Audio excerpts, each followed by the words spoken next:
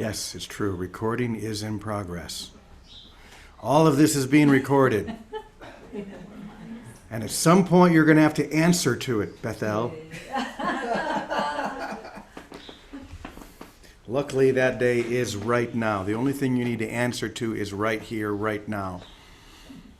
Oh, yeah, if we could just get that. If we could just surrender into the right now. And not worry about what is and what is not being recorded. I think maybe that's one of the problems. We're always in the back of our minds thinking, oh my God, is this being recorded? Is someone watching this? This old idea that we used to have that God was writing everything down. How many of you were taught that as children? That you had this image of God as this old white man sitting on with a big beard like Santa Claus, writing down all the things we did. That's right. I don't know how the image of God and Santa Claus got mixed up. What was it that made us... Golden books. Yeah, golden books and just all of those. But what was it originally? What was the original idea that convinced us, well, it's got to be guilt. Yes. We're projecting our guilt out and literally needing a God that embodies that. So in other words, our God becomes guilt. Isn't that amazing? God is... The Old Testament didn't help any. Well, the Old Testament didn't help any, as Bethel said. No, it didn't. Well, because that's where it all started, isn't it? The story of Adam and Eve and guilt. You did something that you were told not to do, and now you're cast out of Eden. You're cast out of heaven. You're cast out of your whole mind, and you just churn over and over and over in that idea of guilt. And then we begin to build symbols and idols and call them God. And it's that guilty God that is always watching over, the Santa Claus God, vengeful. Yeah. And yet, what we could call reality, God, love, whatever you want to call it, watches the whole thing and says, what the hell are they doing? I mean, that idea of God, obviously we know that God is not an individual entity. I think we're beyond that. God is not an old white man in the sky with a long white beard. We can't describe, we can't even begin to understand what the divine is. The closest we can come to is love. That all-encompassing, all-embracing love. But the journey has to begin by letting go of that old idea of a vengeful God. Yes. But we cling to it, don't we? We cling to that idea with such power. You know, my Franciscan community and I, we do online on Zoom. We do our morning and evening prayer every day. I'm not able to attend all of them, but I attend as many as I can. And we read from the Psalms, and we read from different parts of the Bible. And so often the words, the fear of God, come up. Those, how important it is to be afraid of God. And every time I hear that, I change the word fear to love. And then it makes sense. And actually, I've been told that originally was a bad translation anyway. That in Greek, the word was really awe, not fear. But do you see how we always go back to that, the fear? It's like our go-to, because that's the go-to within us. To always be afraid, to have the guilt be the foundation as opposed to love or innocence. I don't know, this is just coming to me now. So what is it that allows us to break through. First of all, letting go of the image. God is not an image. We hear the saying in Genesis that we were made in the image of God, the image and the likeness of God, which is, the truth of who you are certainly was.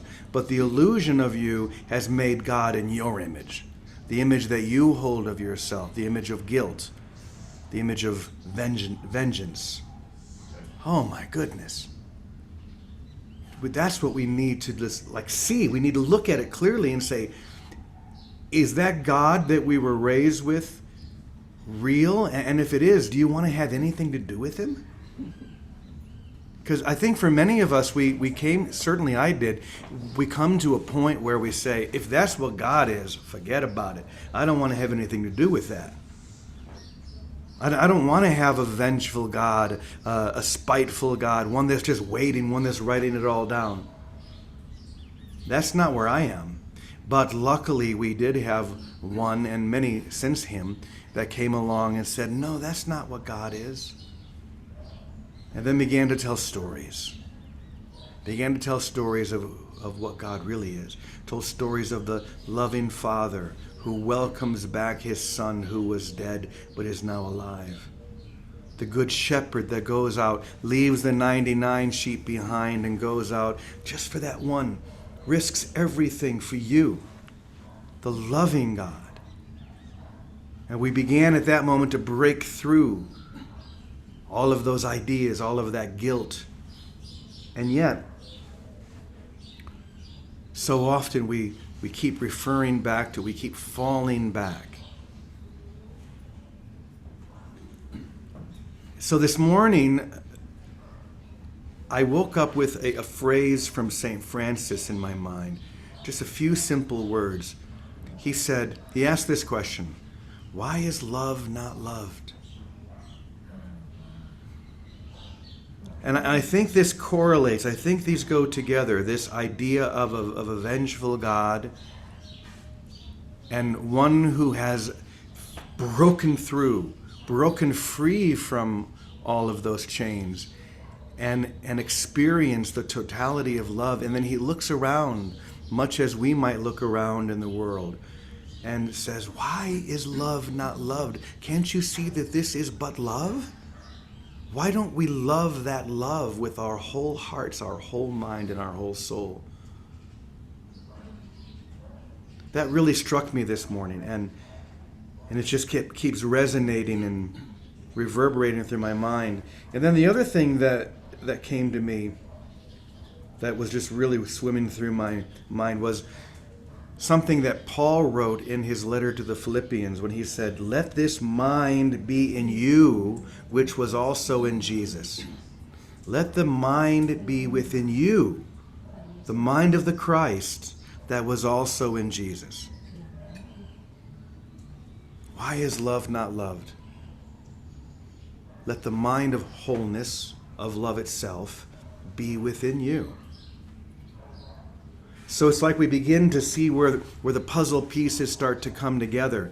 In the original fall from grace, it was like the puzzle pieces got thrown up in the air and all mixed up. So of course we were afraid. Of course we felt guilt. But now, piece by piece, they're coming back together. And we're beginning to see the whole picture. Not just little fragments. If you're looking at a puzzle piece, you might look at it and say, well, that's an ear. I have no idea what that has to do with anything. But if I, at my foundation, feel guilt and afraid, that's the ear of God that's waiting and listening for me to do something wrong so he can get me. Do you see how insidious that is? But when we begin to let go of those ideas and release those thoughts and, of course, release the guilt, it's like, oh, look, this piece comes together. Now it's not just an ear. Now I see it's the face of a loving mother. That idea of a vengeful God listening for me to do something wrong was in my mind. It was all inside me. Now I can see as these two puzzle pieces come together that it was a loving mother. And then more and more pieces start to come together. And I see more of the picture of heaven, of what reality is really like. Until finally all of those pieces come together and I can see the whole picture.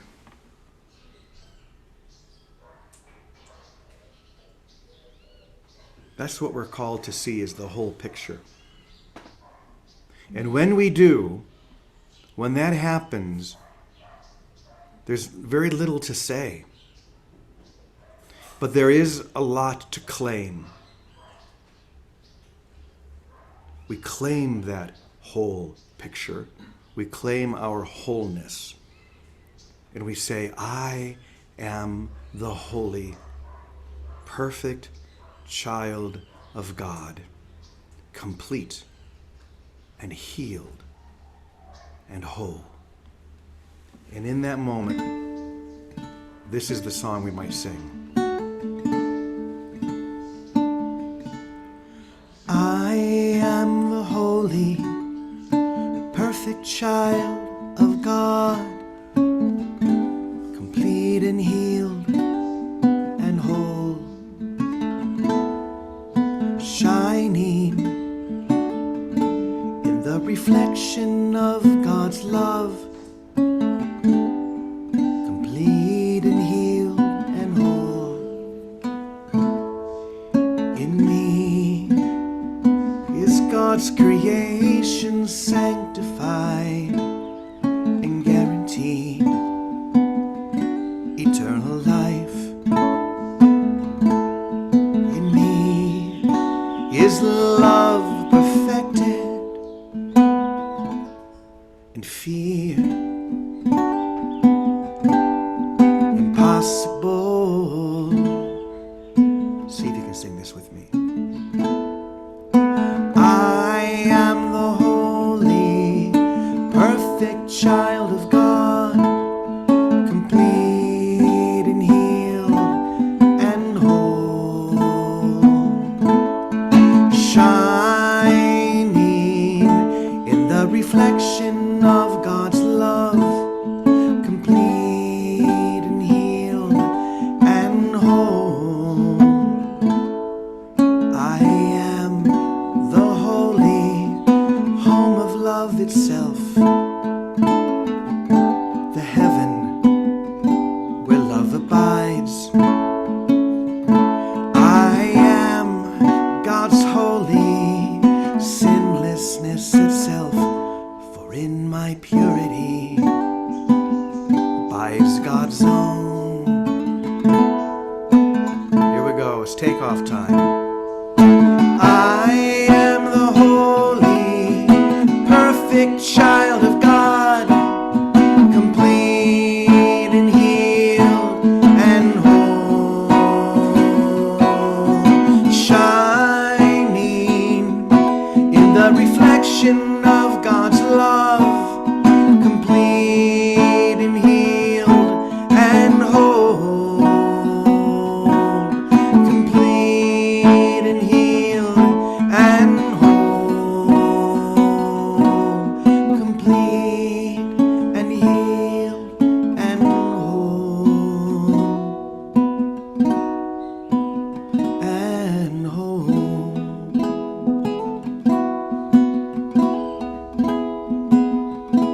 and whole.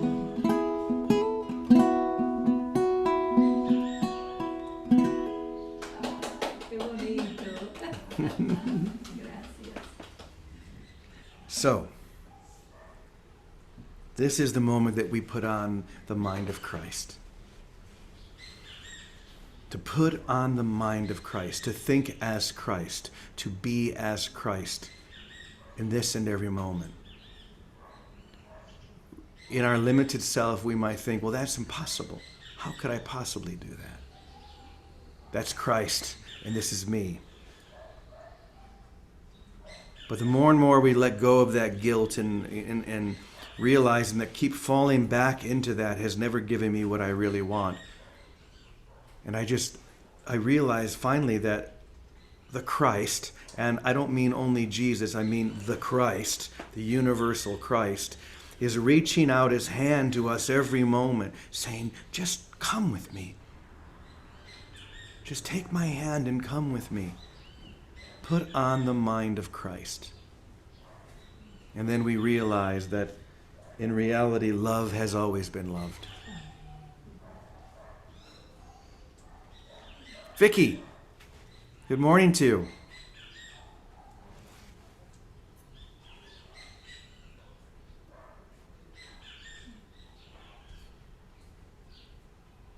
Morning, Brother James. Here I am. Hi, Jimmy. Hi, everybody. Good morning. Well, thank you. May the mind be in you that was in Christ Jesus. That's one of the things written in my heart, that it's a fallback. I don't know how that mind is, but I know what it isn't. And it always comes down to love.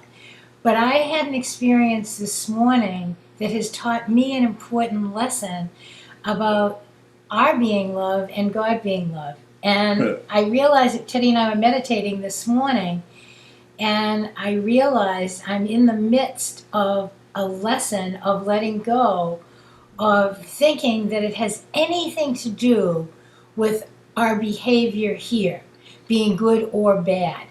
That we are what love is, no matter what our behavior seems to be. Amen. Can you hear me? Yep. Okay. And yesterday, the thing that I recognized when Teddy was talking was that Teddy's often played the bad boy. He hasn't always been the one that's, everybody's shining savior, no matter what role he plays. But I have always been able to witness, the behind the scenes and see how, no, just trust your guidance, doesn't matter what other people think. Well, that was fine for me to tell him.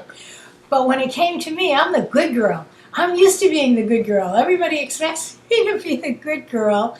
And somewhere in me, I've been hooked on being the good girl as what love is. And this morning, I think at least I am getting free from it. In the beginning of the summer, one of my sisters asked me to do something that I didn't want to do. But I prayed about it a lot. And I said, Jesus, I just can't do it. And I'm the one that lives, if your brother takes your coat, do not withhold your cloak as well. Give to everybody that asks for you. That's been my MO for many, many years. And here was my literal sister asking me for something, and I didn't feel led to say yes. And that was very hard for me. So I've been in self-doubt for months now. Every day I ask for that correction. Every day, please, Holy Spirit, give me your correction and your direction, that God's will be fulfilled in this. And this morning, in meditating, and it goes along with what you're saying, God is only love, but so are we, in spite of what we do. I got a chance to play the bad girl, that I said no. And my sister had a fit. And instead of doing what I always would do, okay, here, have this, I didn't, because honestly, in my heart of hearts, I wasn't led to. So I've been in this rock and a hard place for months now, which is very unusual for me to stay stuck so long. But this morning I realized, oh my gosh, and with what you were saying, that God really is love, and so are we. Even if we're playing the bad guy and we're being led to it, whether we're being led or not, it doesn't change us still being loved. And it doesn't change God from still loving us. And somewhere all of us, I guess, have to come to that realization, because we have buried that self-guilt and self-doubt over and over again, over so many layers. So that as we follow guidance, that's why it comes down to what you started with. Just be here now. Right now, God loves you. Just forget about everything else. God loves me right now. So just right now, if I can accept that I am love, God is love, that is the image I have been created in. And that is the mind that is in me. That is the only mind. The other mind, our make-believe, make it up as you go along mind, doesn't count. Ollie, I'm free. Everybody throw in your mind. It doesn't make any difference. All our ideas of good or bad, they don't count. because only what counts is what we were created as love. And I think a spell is being broken in me of being the good girl. So all you good girl people pleasers out there, remember when we're healed, we're not healed alone. So hopefully this busts it up for many of us, and hopefully I can take the direction and the correction and really be grounded in a God of love that I am and we all are created in the image of. So I hope that wasn't too all over the place, but Oh, no. And all I can say is watch out, because when that good girl cork comes out, you never know what's going to happen. Vicky, I can really relate. You know, it's our people pleasing part of us that can really get in the way. Mm. Wow. Thank you. I'm sure we can all relate to that. How about you, Teddy? What's moving through you? Well, I'm going to say this, and this is going to sound crazy in relation to what we're talking about, but it's true. Time is divided by it's AD and BC. BC is before Christ, and AD is Anno Domini, in the year of our Lord. In the Middle East, there's no such thing as Christ. They're still waiting.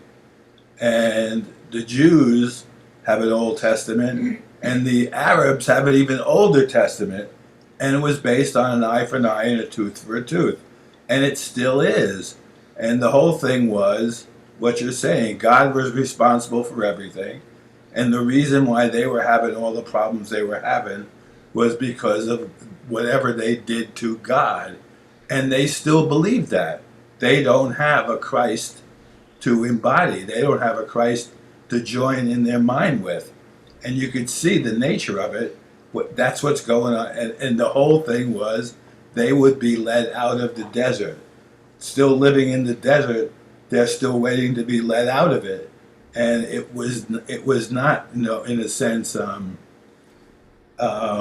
it was a reality to them. It wasn't figuratively speaking. So a lot of the world still lives without the idea of a Jesus or a Christ being born to save them, and are still waiting for salvation. And they have no Christ to embody or no Christ to join within their mind. So it's just an interesting thing when you look at the politics of the world.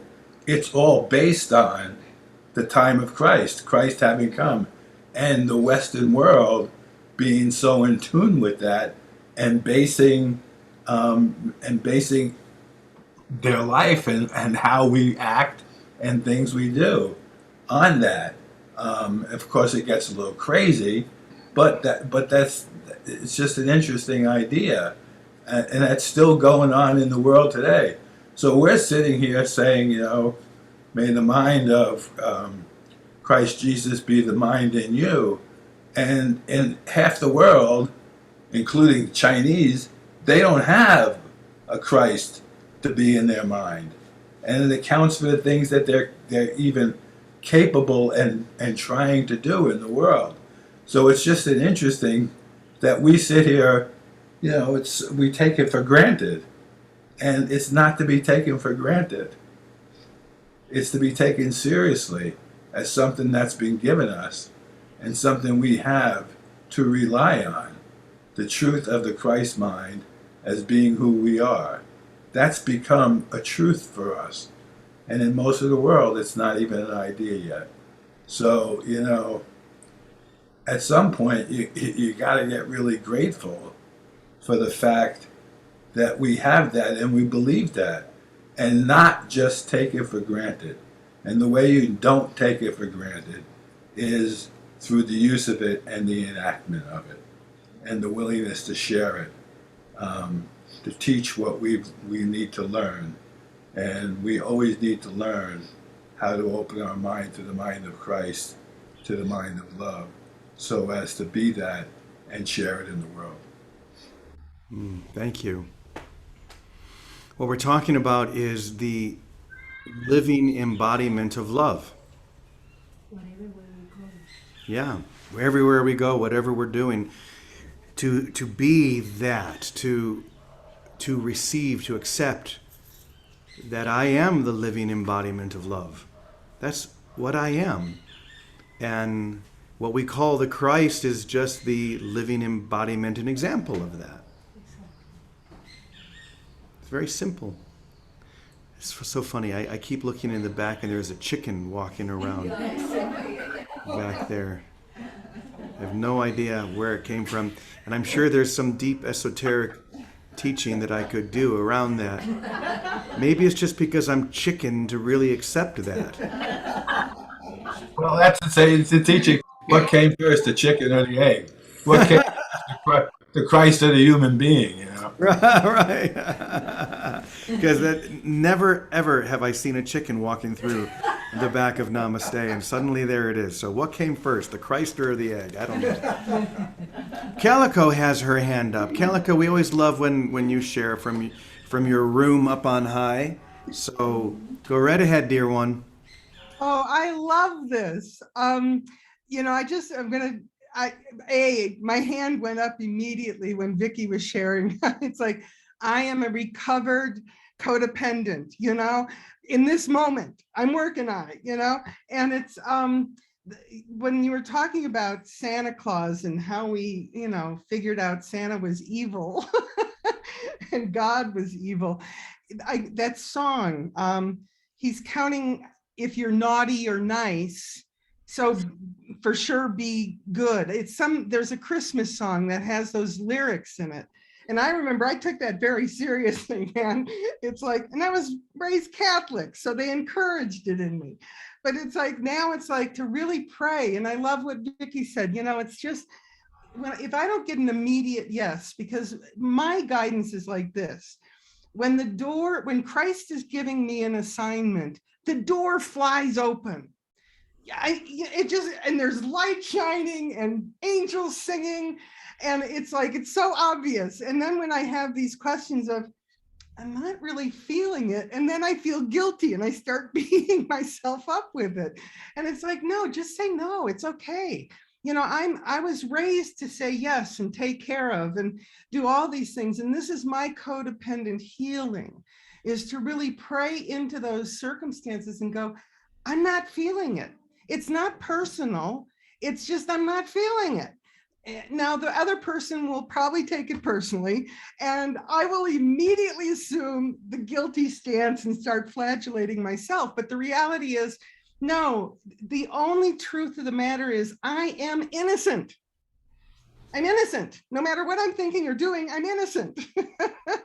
And it's like, and I must say, this has been one of the greatest lessons for me, because as soon as I see a projection that's not innocent, guess whose it is? Mine. So it's like, I get to keep going deeper and deeper into this of, no, the God that I love and aspire to be can only love me. And I'm completely innocent. And it's like, and yeah, this goes against everything I was raised with, for sure. I mean, I was born with venial sin. It's like, doesn't get much worse than that. It's going downhill from here. So it's kind of like coming back to who I am, who we really are. And Teddy, I just want to say, I was so moved by your share yesterday. And, I think for me, and I think for many, Teddy, you are a great ray. And great rays always don't come out looking great, but they come out and they allow us to see our humanity. And what a gift that is. And I just thank you for being my great ray. So anyway, thank you so much. I love you guys. Thank you, Calico, from both of us. Thank you, Calico. As you were speaking, Calico, I was reminded of a scene from my favorite movie that I've mentioned before, Brother, Sun, Sister, Moon, of course. When at the very end, Alec Guinness, Pope Innocent III, says to Francis, so often in our obsession with original sin, we forget original innocence. That's all we're talking about here. We've been obsessed with original sin and guilt and separation for so long that we forgot that the truth is not sin or separation, but innocence, beauty, love, holiness. And now we've turned back around to see, it's like we've been facing toward the shadow, thinking that the shadow that was being cast on the wall was a whole world, rather than realizing that the light is there and what's being cast upon the wall is my shadow. It's me. That's the world. But now we've come to the point where we are brave enough to return to innocence, turn back around and see the light, see that which is casting the shadow. So the light has come. The Christ is here. It's here as each and every single one of us. And yet there's only one extension. And yet it shows up like a prism. That light goes into the prism and it separates out into all these beautiful colors. And that's what we are, all of those beautiful colors of God. There you have it. Let's take a deep breath.